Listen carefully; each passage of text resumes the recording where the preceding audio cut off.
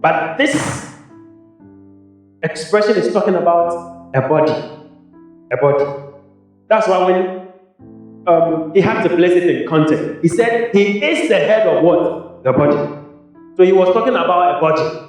Of course, the head and all this is the body.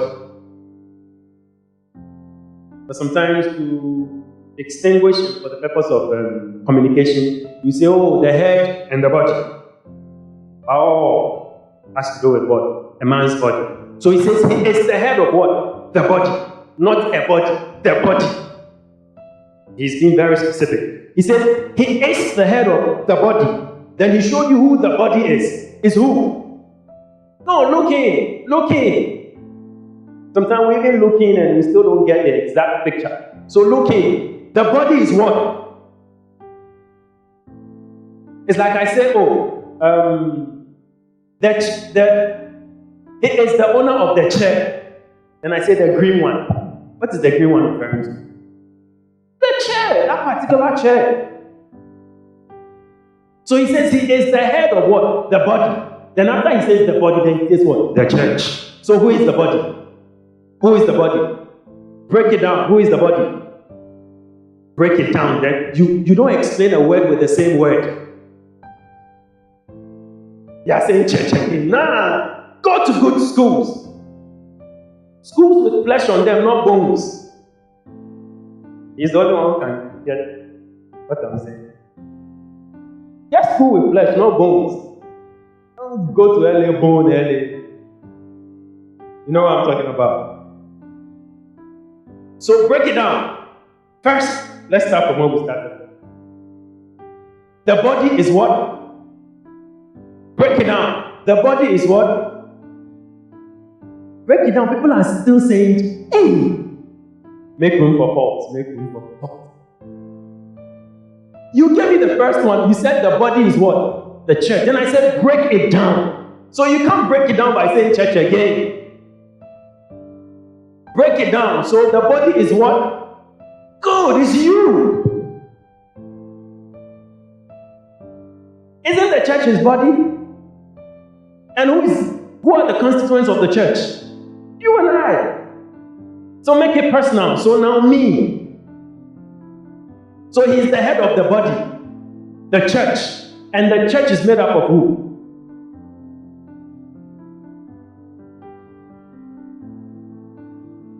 Well, we and I. Go to good schools. He says we and I. We and cocaine. All right, let's go on.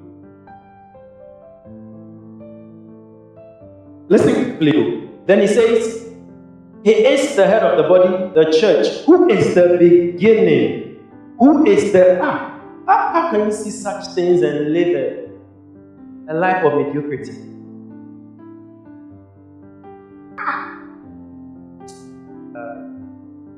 He says, who is the beginning? The firstborn, the first begotten from the dead, that in all things he might have the preeminence. He wasn't talking about Jesus here. You see, we read these things, and as soon as he introduced the head, he spoke about the church. Then he says the first begotten from what? The dead. Do you know why I read all this to you? I'm trying to let you know that he's a man. I didn't say human. I said he's a man.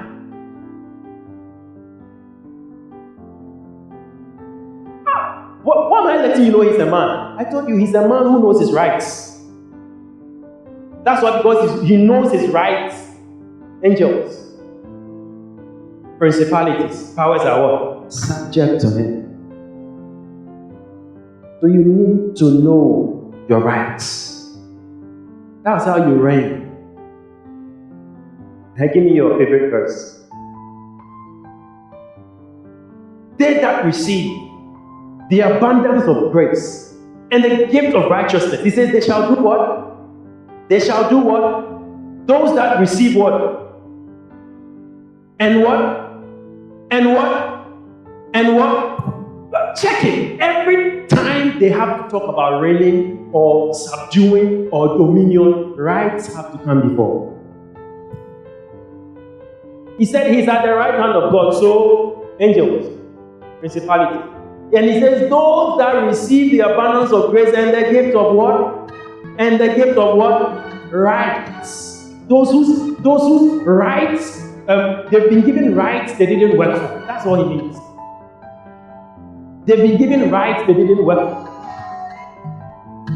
Listen, it's your right. Your father,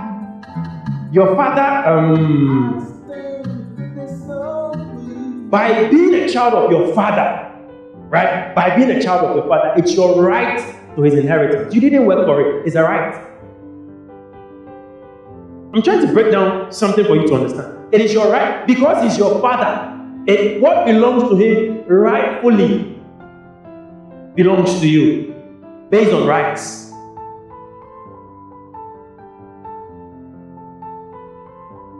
I'm trying to let you know what I'm saying about the gift. The gift, you didn't have to work for it. By being his child, rights have been given to you, you didn't have to work for it. So it's a gift. You didn't work for it. So he says, those that do what? Receive. Not those who have been born again. He says, those that receive. Because there are people who would receive. They would reject. As I'm teaching you now, you are receiving. You are the ones who would reign in life. He says, those that receive the abundance of grace and the gifts. Those who receive the gift. Those who receive what they haven't worked for, that belongs to them because their father is God and they are his child. He says they are the ones who would what? Reign.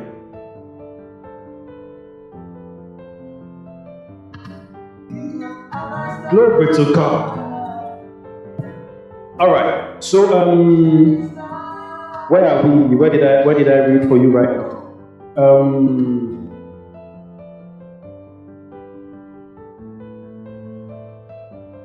I read 18, and he says, for he is the head of the body, the church, who is the beginning, the firstborn from the dead, that in all things he might have the preeminence. He's talking about the man. And anytime he talks about the man, when he spoke about the man, he spoke about his body.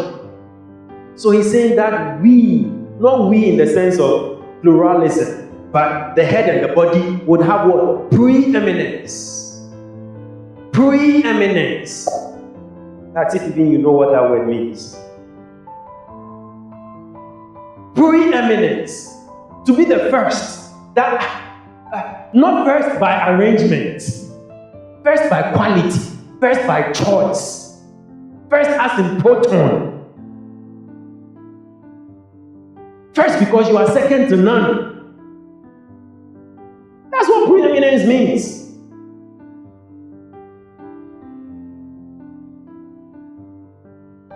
And how do you demonstrate this preeminence? It's by knowing your rights. I told you, the man, Jesus, knows his rights.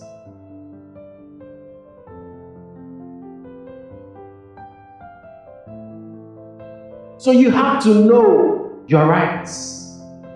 You have to know your rights.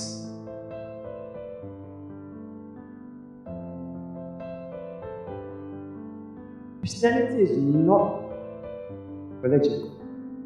It's not religion. Do you know why they have animal rights and human rights? Why don't we have the same rights for animals and humans? Because of the quality of life. Get what I'm saying? Because of the quality of life. So you have rights that are for humans. Why am I saying this? I told you something about Christianity not being what? A religion. It's what? Life. So if it's a quality of life, it means there is what? There are rights that go with it.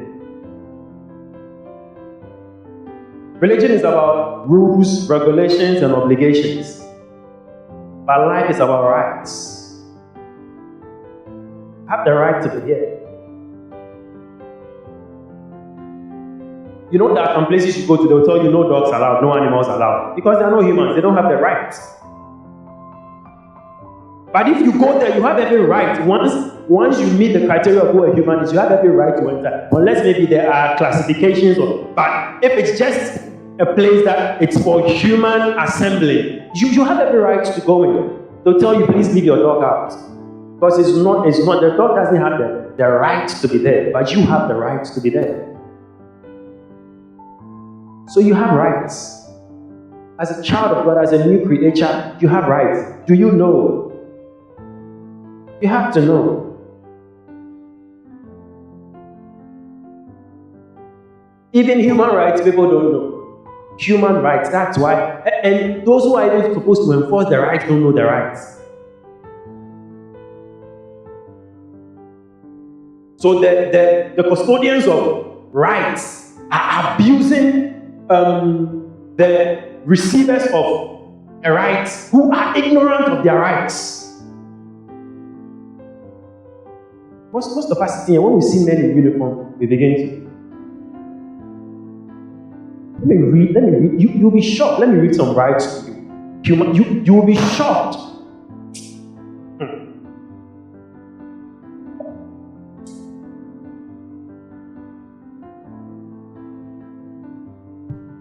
Do you know why most people find themselves in trouble?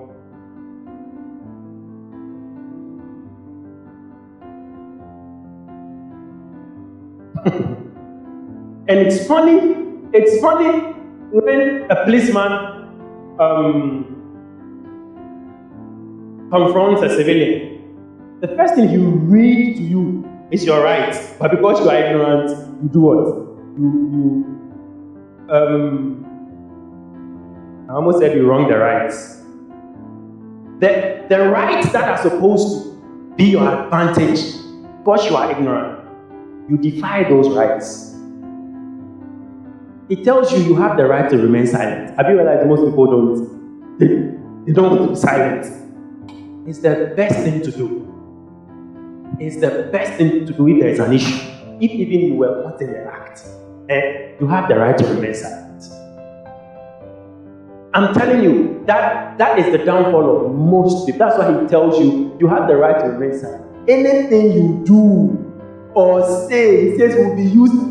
Can't you be smart enough to realize that, if what I'll do and say will be used, then I shouldn't give them anything, rather than you are giving them. And I don't know how they are begging you, don't give us evidence to use against you. I will give you. I will give you.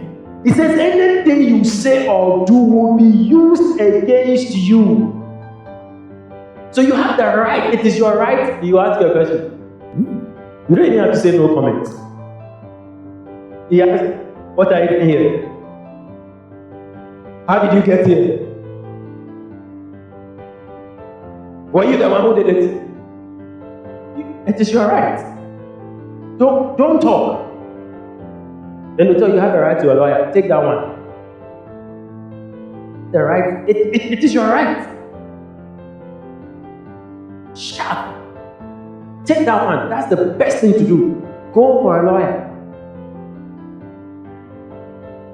The right to remain silent. You see him talking, trying to explain himself.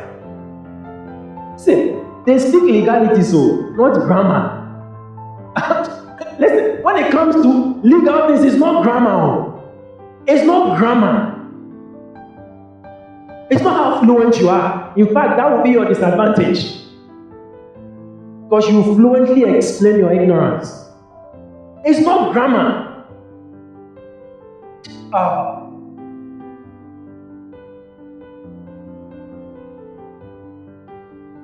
It's not grammar when it comes. So keep quiet. Keep quiet. It's not grammar. Just keep quiet. The lawyer will come, he won't talk plenty. You release one legal term, then that check. When police meet civilians, they are harsh with them. When lawyers show up, you see them, they all get in order.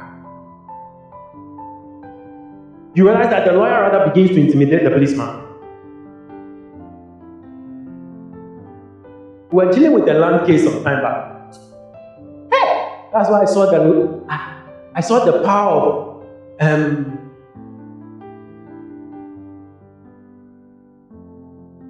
knowing the law.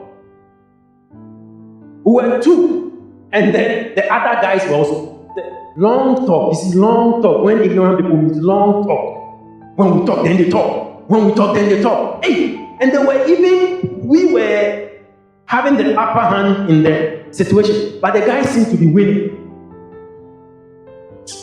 Then the other guy was with the Charlie.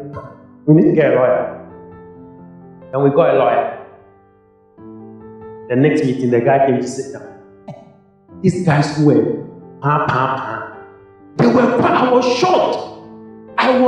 They would talk and then the lawyer would give them one legal. She said, suddenly they'll become quiet.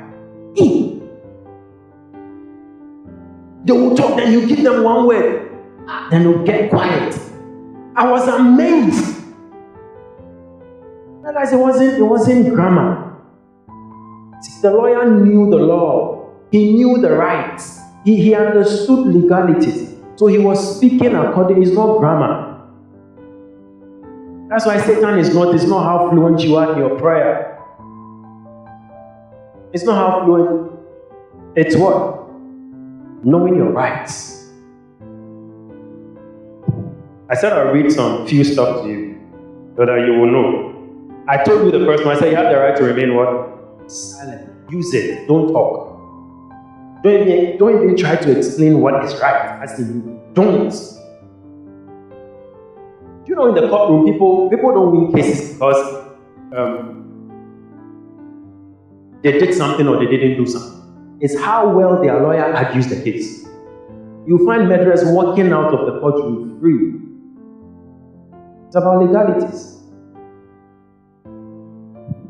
Okay.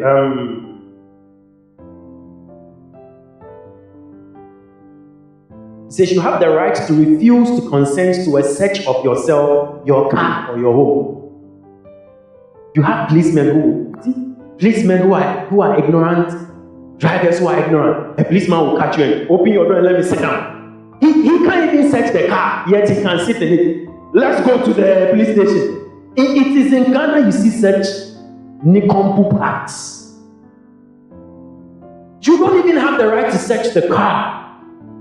Yet the policeman will tell you, wait for me.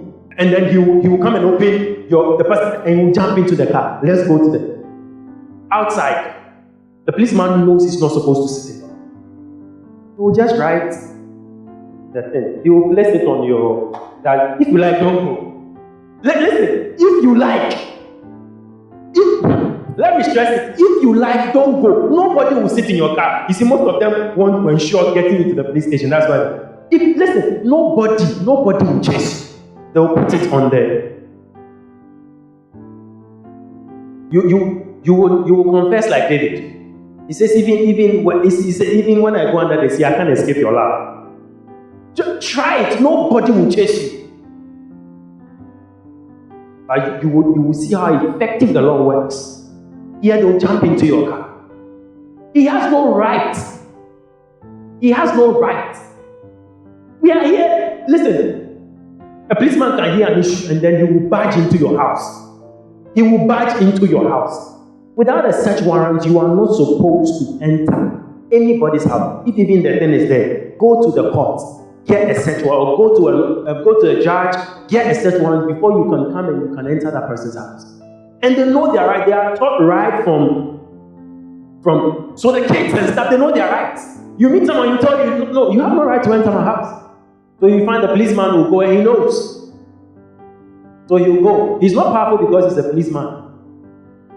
He's a custodian of the law. He's powerful because he's applying the law rightly, and he knows the law does not allow him to enter anybody's house. He will go and look for what? A search warrant before he can come.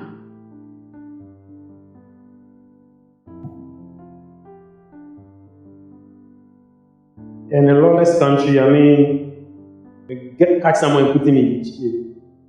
Listen, you haven't certified his offense, nothing. Then 1 week, then the person is in jail, counterback. 1 week. And then later they will find out it wasn't even him. 1 week. I think you're not supposed to be withheld more than 48 hours, right? After that, you have every right.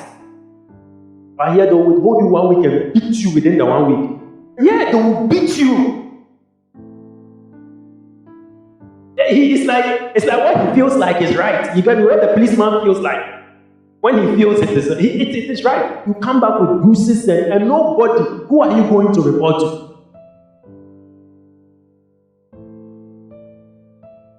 You can enter a police station and a policeman. Listen, it's just allegation. Do you know if you are even caught? I don't want to use anything to. What can I use? Give me something I can use. A social vice. Something antisocial. Give me something.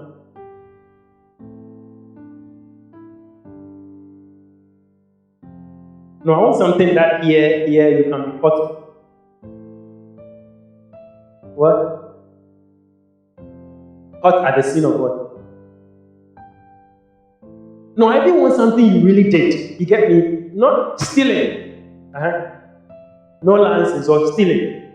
Right? You were caught. Do you know that when you are talking about that case, you have to say he was allegedly caught? Listen, you saw him. Let's say you saw him take the phone, put it in his pocket. When you are talking, you say he was allegedly caught stealing your phone. It is after the judge would confirm and conclude the case that you can say he was caught stealing or he's a thief. You have to use allege. What was I even saying and I landed there? I was saying something about Ghana. Wow.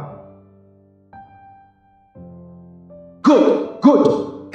They can get someone, whether the thing he did, he was caught in the act or not. They are taking him to the police station. As they are entering, that policeman, as you are entering, you start to pa.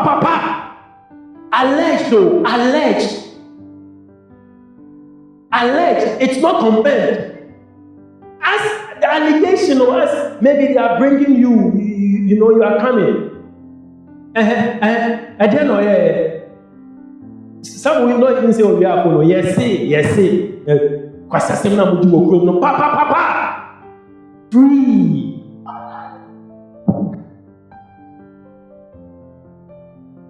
Of course, you use the right hand wrongly. Slap you free. And you also don't know your rights. So when they slap, then you start crying or you start begging.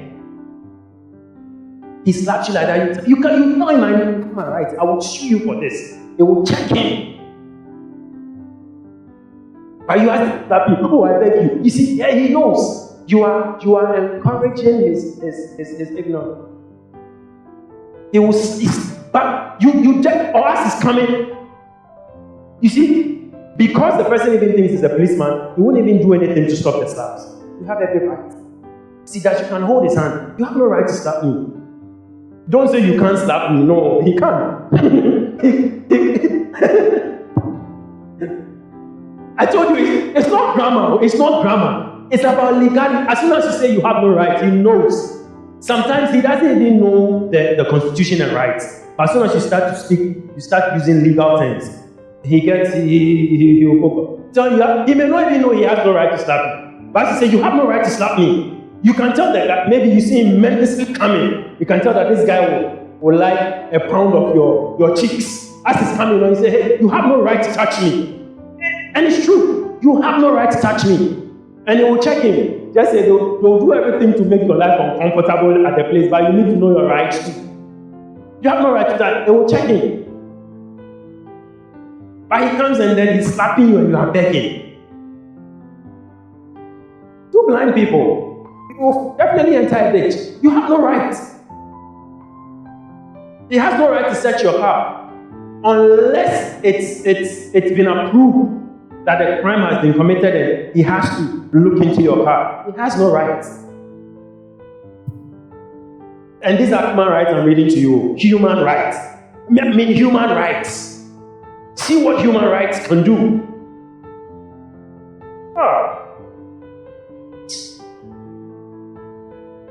Come and tell me, I see your destiny has been caged. You see, you know, it tells you, it tells you the kind of minister and the kind of congregation. I see your destiny has been caged. Your destiny has been caged. Some women say, I see you in a box.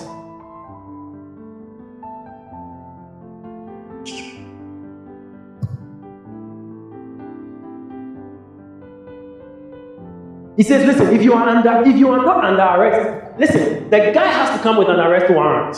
If he didn't come with one and it was just an approach, you have every right to calmly leave. Calmly leave. Tell him, what's your warrant to arrest me? He doesn't. Calmly. You have to be polite. Calmly, you can walk away and he can't do nothing. But yes, you haven't seen the uniform.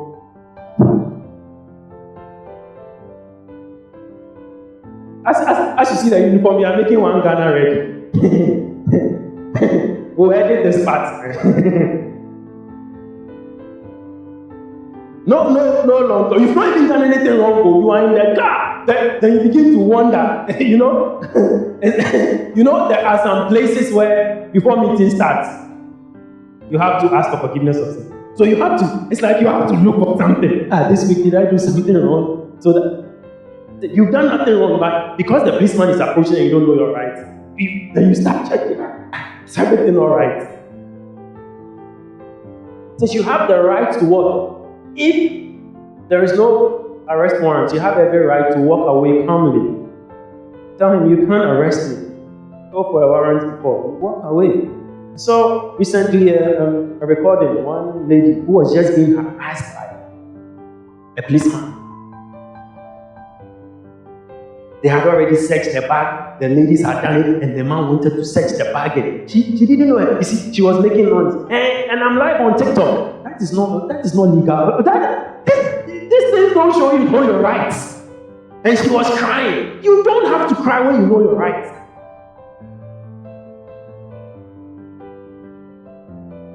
You don't. But she was crying and doing all that, and and you see the policeman had the effort to be the one who was wrong, who felt, you embolden ignorant people when you don't know his rights. I was harassing them all over, and I'm on TikTok. It's been recorded live. Oh. Nothing has been proved that there is anything criminal in the person. You have no right to search. And you stand your ground. You see, know your right does not also mean you stand your ground. You have no right to search this bag. Then you beef it up. Where's your arm? What warrant do you have to search my bag? You don't. You'll be teaching him.